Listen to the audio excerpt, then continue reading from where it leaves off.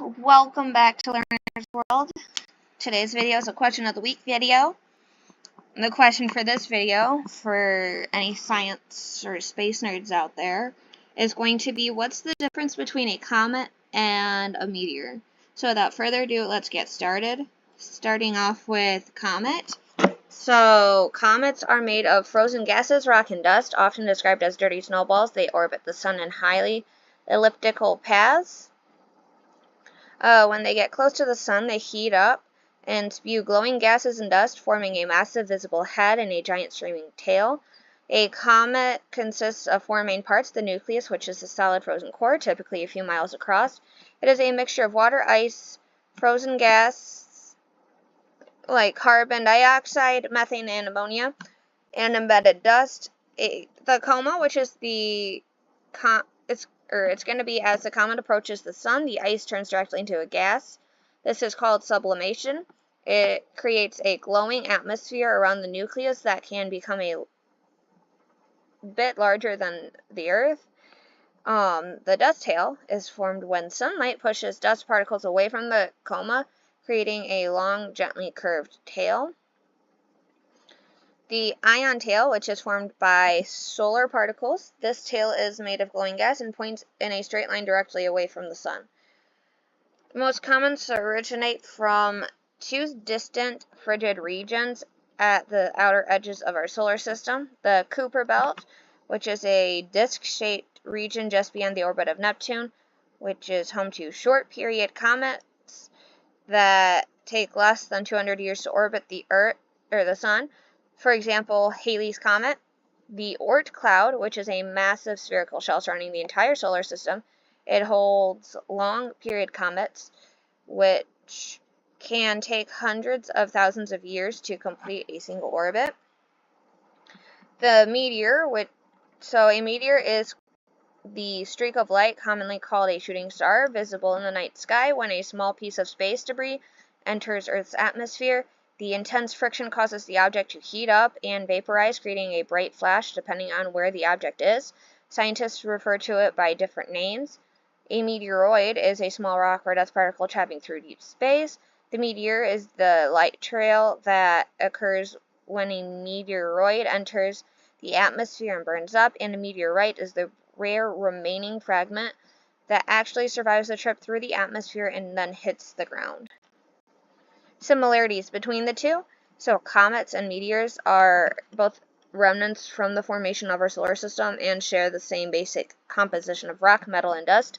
Both originate in interplanetary space and are fundamentally linked, as meteors are often created by the dust and debris shed by comets as they orbit the sun.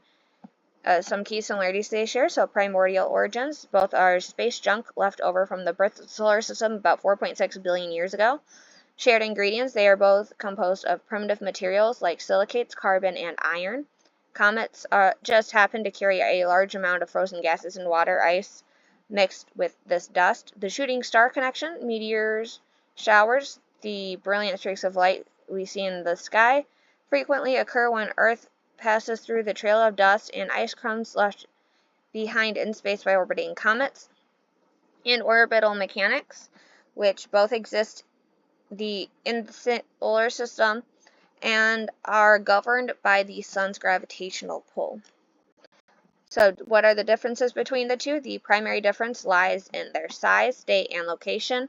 A comet is an active, larger celestial body or an icy, dirty snowball orbiting the sun, whereas a meteor is merely the fleeting streak of light or the small piece of space debris created when a comet's crumb hits Earth's atmosphere and burns up. Comets are massive, usually ranging from a few hundred meters to tens of kilometers wide, while meteors are extremely small, typically ranging from a grain of sand to a small pebble. Meteors orbit inside Earth's atmosphere, while comets orbit at the distant edges of the solar system. How often do meteor showers occur? Major meteor showers actually occur annually at roughly the same dates as Earth intersects the cyclical debris trails of comets and asteroids. While there are over 100 established showers, there are about 30 visible to the naked eye. Peak events happen about once or twice a month during specific active periods. For example, notable events include the Perseids in August, the Orionids in October, and the Geminids in December. You can actually check the peak exact dates and hourly rates using the American Meteor Society calendar. How often do comet showers occur? True comet showers, so massive millions of years long waves of comets entering the inner solar system, occur rarely, roughly every 100 million years. They are triggered when a passing star perturbs the Oort cloud. So what's the difference? Comets are massive icy bodies that originate from the outer solar system and develop glowing tails when near the sun, whereas meteors are tiny pieces of space debris, usually from asteroids or comets, that burn up as they enter Earth's atmosphere, creating a streak of light known as a shooting star. That's all I have for today's video. Thank you for watching. If you enjoyed it or found it helpful, please hit the thumbs up button. If you know of someone else who might enjoy it or find it helpful, please forward it to them. And if there's a topic you'd like to learn about in a future video, please leave it in the comments section below. Hope you have a great day. Bye!